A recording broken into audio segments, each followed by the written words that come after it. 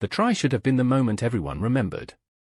Ethan Hooker had burst through the line, latched onto an offload, and sprinted clear, leaving defenders chasing shadows.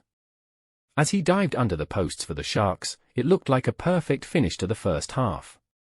Then came the impact. Out of nowhere, Luke Morgan followed through, diving onto Hooker's back just after the grounding. What should have been celebration turned into concern. Hooker rose in visible pain, clutching his shoulder. Minutes later, it was confirmed, dislocated. Subscribe Red Spot Sports for latest sports stories. The incident cast a long shadow over the United Rugby Championship clash, which the Ospreys would go on to win 21-17. But the real storm erupted after the final whistle. Sharks coach J.P. Peterson didn't hold back.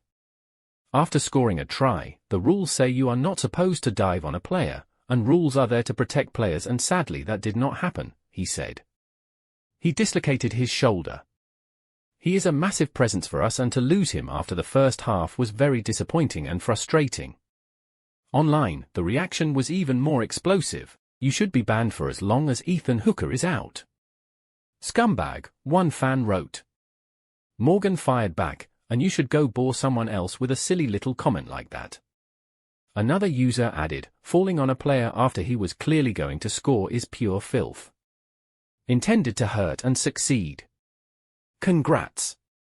Morgan responded in a now-deleted reply, he clearly hasn't scored until the ball is grounded, therefore because the ball wasn't grounded means the ball is still in play and I am fully legal to make that tackle, so you might want to think again about that one. But the debate only intensified.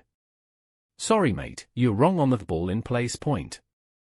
Yes, the try isn't scored until it's grounded, but that doesn't make the contact legal, Captain Springbok argued. He's already airborne and in a vulnerable position, and there's no attempt to wrap, you can't just drop onto him like that. By the time that contact happens the try is effectively scored, so calling it a tackle doesn't fly. Under World Rugby laws, late contact plus no arms on a diving player is equal to foul play and a yellow card. Rugby AP added, one thing making a poor and late challenge that injures someone.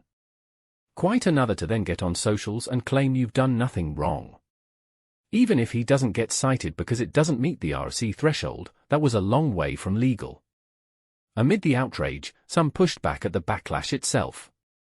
Shame that Luke Morgan's partner can't even post a photo of them together without being abused by the mental South African supporters.